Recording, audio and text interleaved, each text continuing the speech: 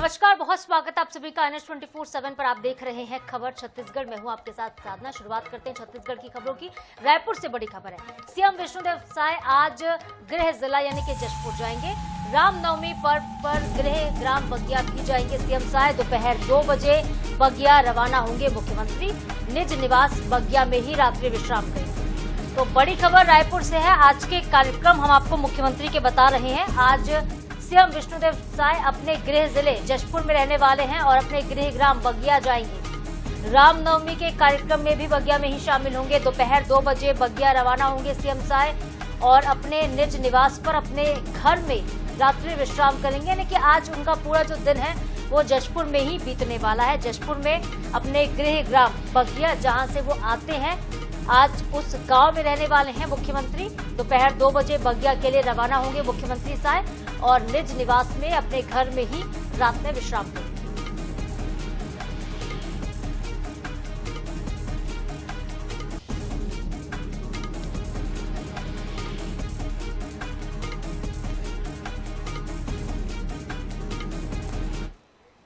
एक और बड़ी खबर रायपुर से है। छत्तीसगढ़ में खेलो इंडिया ट्राइबल गेम्स का आज दूसरा दिन है।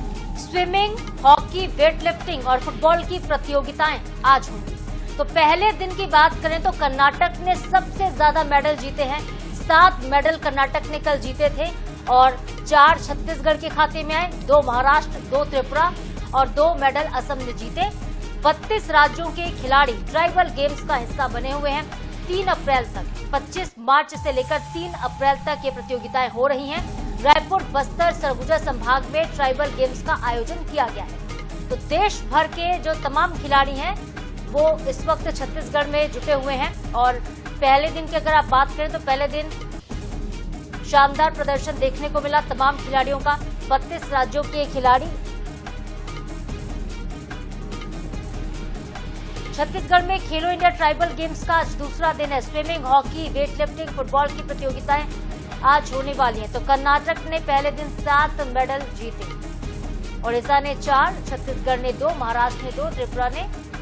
इस तरह से कुल मिलाकर अगर आप देखें तो तमाम जो खिलाड़ी हैं शानदार प्रदर्शन करते हुए नजर आए। आज दूसरा दिन, आज का दिन भी काफी महत्वपूर्ण होगा जब आज फिर से एक बार जो आदिवासी कम्युनिटी के खिलाड़ी हैं वो मैदान में उतरेंगे। ये ट्राइबल जो गेम्स हो रहे हैं इसका खास महत्व है। बता दें आपको कि रायपुर के अलावा सरगुजा संभाग में भी कई मुकाबले होने हैं।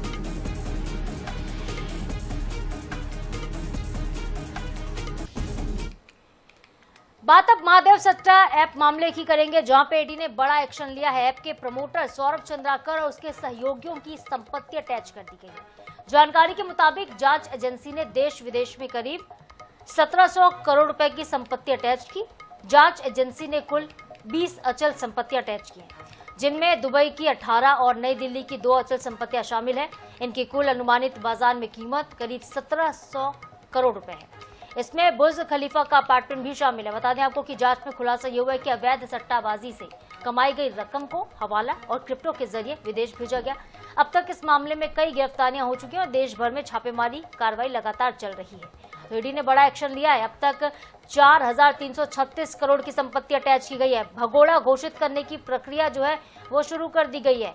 महादेव सट्टा ऐप मामले में ईडी का बड़ा एक्शन, बड़ी कार्रवाई। देश विदेश की 1700 करोड़ की संपत्तियां अटैच हुई हैं। सट्टेबाजी का इंटरनेशनल जो नेटवर्क है इसे ध्वस्त करने की कोशिश की जा रही है। हवाला के जरिए और क्रिप्टो के माध्यम से, क्रिप्टो करेंसी के जरिए ये पैसा विदेशों तक पहुंचाया गया। 175 से ज्यादा ठिकानों पर छापा मारा गया। अब तक 13 गिरफ्तार हुए हैं। 74 लोग आरोपी बनाए गए हैं। दुबई के प्राइम लोकेशन पर लग्जरी प्रॉपर्टी सौरभ चंद्राकर ने खरीद के रखी हुई थी। मुख्य आरोपी से जुड़ी ये संपत्तियां बताई जा रही हैं, यानी कि सौरभ चंद्राकर की संपत्ति बुर्ज खलीफा में, जिसे अटैच कर दिया गया है। तो अब तक पूरे मामले में अगर आप देखें तो 4336 करोड़ की चल अचल संपत्ति अटैच हो चुकी है।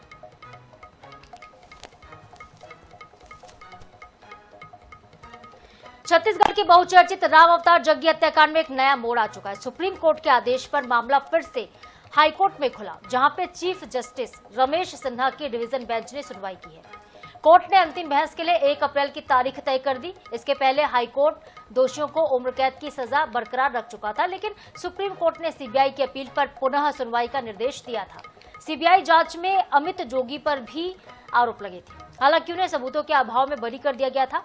अब केस खुलने के बाद उनकी भूमिका फिर से चर्चा में आ चुकी है। पीड़ित पक्ष के सतीश जग्गी ने कड़ी कार्रवाई की मांग की है। तो सुर्खियों में आ गया है जग्गी हत्याकांड। उम्र कैद की सजा से अमित जोगी बरी हो गए थे, लेकिन सुप्रीम कोर्ट के आदेश के चलते अब रीओपन किया गया है केस को और 1 अप्रैल को मामले में अंतिम सुनवाई होगी, फैसला आएगा। अमित जोगी फिर आरोपी बनाए गए हैं और अमित जोगी को लेनी होगी जमानत, ये भी हम आपको जानकारी दे रहे हैं। पीड़ित परिवार ने न्याय की मांग की। उन्होंने कहा है कि सभी जो आरोपी हैं उन पर कार्रवाई होनी चाहिए। 2003 में हुई थी राम अवतार जग्गी की हत्या।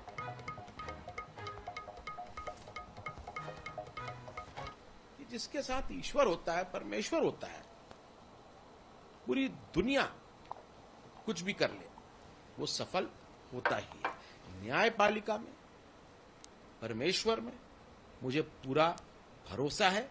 पहले भी मेरे साथ अन्याय नहीं होने दिया और आगे भी मेरे साथ न्याय ही होगा। पहले तो न्यायालय सभी पक्षों को सुनकर यह तय करता है कि क्या ये मामला, और ये जो मेरा मामला है 11,000 पन्नों की अपील मेरे खिलाफ दायर की गई है। अभी तक उसकी कॉपी मुझको मिली नहीं है। सीबीआई वाले भी बोल रहे हैं कि साहब इसको प्रिंट आउट निकालने में हमें 4 दिन लग जाएंगे और 5 दिन बाद सुनवाई है। जिस मामले की जानकारी तक मुझको नहीं है, मुझे ये नहीं मालूम है कि सीबीआई क्या दलील दे रही है।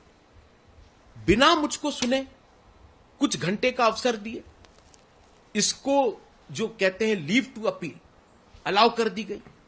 ये मैं अभी तक नहीं समझ। छत्तीसगढ़ में नक्सलवाद के खिलाफ बड़ी सफलता मिल गई है। नक्सल मुक्त घोषित करने की तय डेडलाइन से करीब 1 हफ्ते पहले पश्चिम बस्तर के आखिरी सबसे बड़े कैडर के नक्सली पापाराव उर्फ मंगू ने सरेंडर कर दिया है। पापाराव अपने साथियों के साथ AK-47 के साथ अत्याधुनिक हथियार लेकर पहुंचा और बीजापुर के कुटरू थाने में उसने पहले समर्पण किया था। वहां से सभी को जगदलपुर लेकर जाया गया है।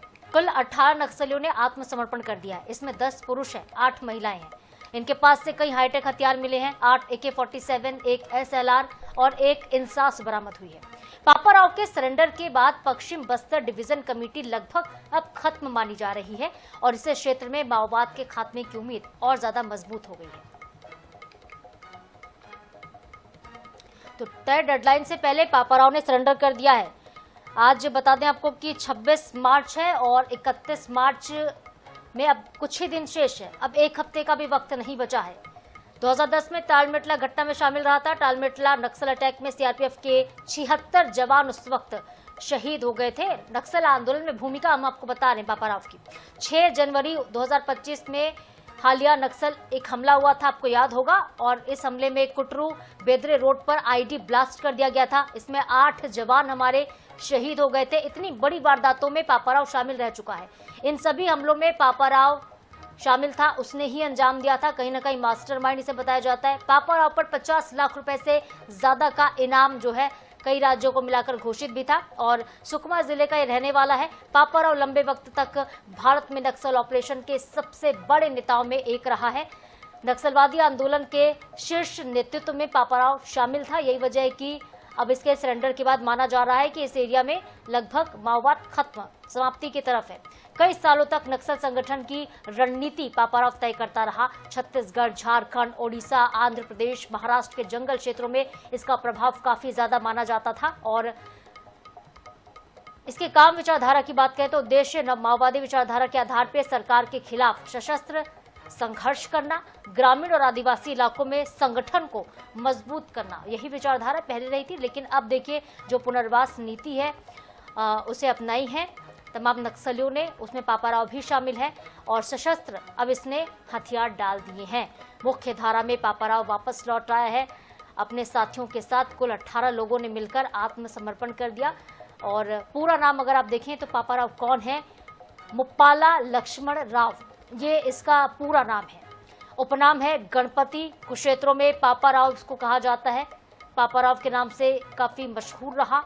जन्म आंध्र प्रदेश में हुआ। आंध्र प्रदेश से ये बिलोंग करता था और कुछ और जानकारी हम आपको देते हैं पापाराव के बारे में। संगठन की अगर बात करें तो भारतीय कम्युनिस्ट पार्टी यानी कि माओवादी पार्टी से ये बिलोंग करता है, वहां से आता है और भूमिका पूर्व महासचिव की रही है। जनरल सेक्रेटरी, नक्सल कैडर में जनरल सेक्रेटरी की भूमिका पर रहा। इसके अलावा देखिए कई बड़ी वारदातें जिसका हमने जिक्र किया, इसमें पापाराव शामिल रहा था और ऐसे में यही वजह है कि इसे एक बहुत बड़ी सफलता के तौर पर देखा जा रहा है। जब दिन बहुत कम बचे हैं, पूरे देश भर से नक्सलवाद को समाप्त करना है।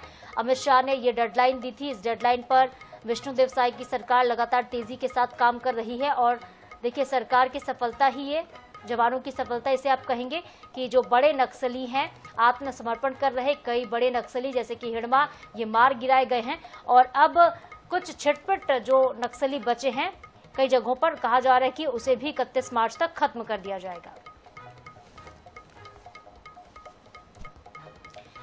बलौदाबाजार पहुंचे सीएम विष्णुदेव साय ने नक्सलवाद को लेकर एक बड़ा बयान दिया है। सीएम साय ने कहा है कि प्रदेश में नक्सलवाद अब अपने अंतिम चरण में और बहुत जल्द समाप्त हो जाएगा। उन्होंने कहा कि केंद्रीय गृह मंत्री अमित शाह के मार्गदर्शन में अभियान के सकारात्मक परिणाम सामने आ रहे हैं। सीएम साय ने बस्तर क्षेत्र से नक्सलवाद के जल्द ही खत्म होने की संभावना व्यक्त की और कहा कि इससे क्षेत्र में शांति और विकास की नई धारा बहने लगेगी। उन्होंने सुरक्षा बलों की बहादुरी की सराहना की और प्रदेश की पुनर्वास नीति को सफल बता दिया। अब तक 2500 से ज्यादा नक्सली आत्मसमर्पण कर चुके हैं, जिनमें बड़े इनामी और सशस्त्र नक्सली पापाराव का भी शामिल होना इस अभियान की सफलता को दर्शाता है। कि माननीय हमारे देश के यशस्वी गृह मंत्री जी 2 साल पहले डेडलाइन घोषित कर दिए थे कि 31 मार्च 2026 को पूरे देश से नक्सलवाद को समाप्त करना है और सबसे बड़ी तादाद में हमारे छत्तीसगढ़ में ही नक्सलवाद बचा था। लेकिन हम आभारी हैं हमारे देश के यशस्वी प्रधानमंत्री जी के, माननीय गृह मंत्री जी के, उनकी दृढ़ इच्छा शक्ति के कारण और हमारे जवानों के अदम्य साहस के कारण आज उनका जो संकल्प है वो पूरा हो रहा है और लगातार हमारे जवान बहादुरी के साथ नक्सलवाद के खिलाफ में लड़े हैं। सैकड़ों न्यूट्रलाइज भी हुए हैं, हजारों की संख्या में। हमारे प्रदेश की पुनर्वास नीति भी बहुत अच्छी है। 2500 से ज़्यादा आत्मसमर्पण भी हुआ है, कुछ लोगों की गिरफ्तारी भी हुई है और कुल मिला के मतलब जो एक सशस्त्र नक्सली था वो भी सरेंडर किया है। तो इस तरह से नक्सलवाद बिल्कुल समाप्ति पर है। छत्तीसगढ़ के बीजापुर जिले के नक्सल प्रभावित मुनगा गांव में 1999 से आंगनबाड़ी चल रही है। बीते 7 से 8 सालों में आंगनबाड़ी का संचालन इसी तरह से आम के पेड़ के नीचे किया जा रहा है। ये तस्वीर बताती है कि महिला बाल विकास विभाग नौनिहालों के विकास के लिए कितनी गंभीर है। देखिए खास रिपोर्ट।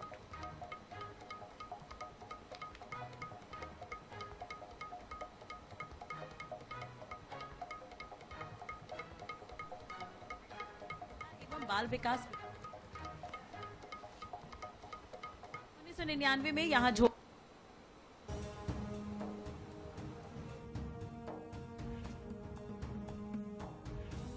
बीजापुर जिला मुख्यालय से लगभग 21 किलोमीटर दूर मुनगा पहाड़ जंगल से घिरा छोटा सा गांव है। गांव बेहद ही संवेदनशील है। भवन न होने के कारण खुले आसमान के नीचे आम के एक पेड़ के तले बच्चों की शिक्षा और पोषण गतिविधियां संचालित की जा रही है। ये तस्वीर महिला एवं बाल विकास विभाग की गंभीरता पर प्रश्न चिन्ह खड़ा करती है। 1999 में यहाँ झोपड़ी में आंगनबाड़ी की शुरुआत हुई थी, लेकिन सलवा जुडुम काल के बाद झोपड़ी भी नष्ट हो गई। बीते 7-8 सालों से आम के पेड़ के नीचे ही आंगनबाड़ी चल रही है। यहाँ न तो पठन पाठन सामग्री है, न बच्चों के बैठने की उचित व्यवस्था। 40 बच्चों के लिए सिर्फ एक छोटी सी दरी का इंतजाम है। आंगनबाड़ी में न शेड है, न सुरक्षा, न पीने के पानी की व्यवस्था और न ही बच्चों के लिए पढ़ाई का कोई बुनियादी साधन। ये व्यवस्था नौनिहालों की सुरक्षा और स्वास्थ्य दोनों के लिए जोखिमपूर्ण है। बीजापुर से करीब 20 किलोमीटर दूर एक गांव है मुनगा, जहां पर स्कूल पेड़ के नीचे कई सालों से संचालित हो रही है। उस खबर के बाद प्रशासन ने उसे गंभीरता से लिया और वहां पर स्कूल भवन सैंक्शन भी कर दिया है। मैडम आप एक बार आ जाइए। ये यहाँ की आंगनबाड़ी केंद्र की मैडम है, कार्यकर्ता है, उनसे जानने की कोशिश करेंगे। मैडम आपका क्या नाम है? तुलसी बेंड के। तुलसी बेंड, कब से पोस्ट पे है यहाँ पर आप? 99 1999 से। 8/5/1999। 8/5/1999 आपको पूरा याद है। तो ये बताइए, ये पेड़ के नीचे कब से संचालित है? ये जब से मेरा नौकरी लगा तब से। 1999 से जी। पेड़ के नीचे चला रहे हैं आप, जी मतलब 27 सालों से। जी। तो कभी आप विभाग से या जिला प्रशासन से बताने की कुछ मांग नहीं की है कि यहाँ पर बच्चों के लिए एक भवन की आवश्यकता है? भवन तो पहले आप जानते हैं ना हाँ। सर, वो तो नक्सली से यहाँ पे भवन नहीं बन तो यहाँ का पाया। भवन को नक्सली तोड़ दिए थे। झोपड़ी था ऐसा वाले। अच्छा, झोपड़ी में भवन कभी बना ही नहीं है? नहीं बना सर। एक तरफ सरकार बस्तर में उन्नति, सड़क, बिजली और नक्सल मुक्त क्षेत्र का दावा करती है, लेकिन दूसरी तरफ मुनगा गांव में बच्चों को पेड़ के नीचे पड़ने की मजबूरी इन दावों पर बड़ा सवाल है। अगर विभाग और प्रशासन ने समय रहते ध्यान दिया होता तो शायद बच्चे ऐसी परिस्थितियों में न पड़ रहे होते। इन बच्चों के लिए पक्का मकान या छत कब तक मुहैया हो पाती है, इस पेड़ के नीचे की पढ़ाई से इन्हें कब निजात मिल पाता है, ये तो आने वाला वक्त ही बताएगा। मुनगा से INET 24 के लिए गणेश मिश्रा। छत्तीसगढ़ में अफीम की खेती को लेकर 33 जिला कलेक्टर्स की जांच रिपोर्ट राज्य शासन के पास भेज दी गई है। इस रिपोर्ट के मुताबिक केवल 3 जिलों में 6 स्थानों पर अफीम की खेती किए जाने की पुष्टि हुई। 30 जिला कलेक्टर्स ने अफीम की खेती नहीं होने का प्रमाण पत्र भी सौंप दिया है। पुलिस और राजस्व विभाग की संयुक्त टीम ने व्यापक सर्वे अभियान चलाया और जांच रिपोर्ट को लेकर सीएम ने भी कहा कि कितने भी रसूखदार हो, कार्रवाई तो होगी। वहीं इस पर कांग्रेस सरकार को घेर रही है। देखिए एक रिपोर्ट। अफीम की खेती, जांच और एक्शन में तेजी। अफीम की खेती को लेकर जिलों के कलेक्टर ने सौंपा प्रमाण पत्र। सीएम साय ने अफीम की खेती को लेकर दिए थे जांच के आदेश।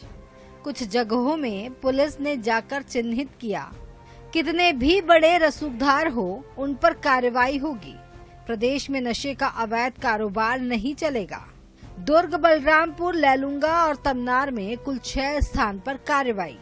7 मार्च को दुर्ग के समोदा में खेत से 7.88 करोड़ की अफीम जब्त।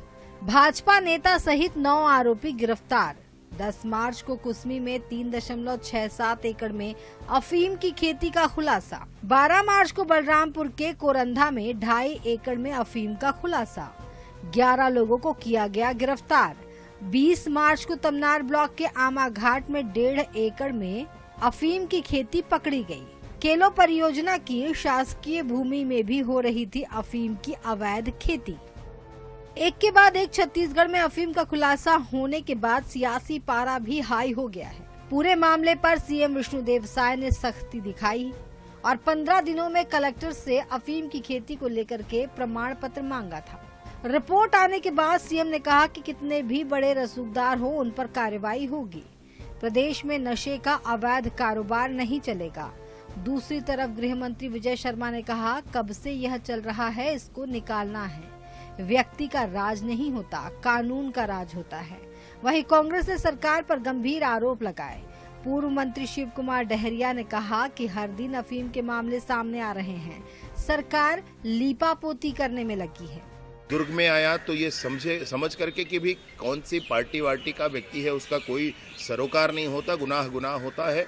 व्यक्ति का राज नहीं होता है, कानून का राज होता है। और इस तरीके से दुर्ग में जब जबरदस्त कार्यवाही हुई, उसके बाद लोगों को ये मन में आया कि अन्य स्थानों पर भी है, तो बलरामपुर का भी विषय सामने आया, उस पर भी कार्यवाही हुई। कार्यवाही कुछ करे तो दिखता है। रोज तो अफीम के खेत पकड़ा रहे हैं, रोज रोज लगभग हर दिन ये मामले आ रहे हैं। तो वो सरकार क्या कर रही है दिख रहा है।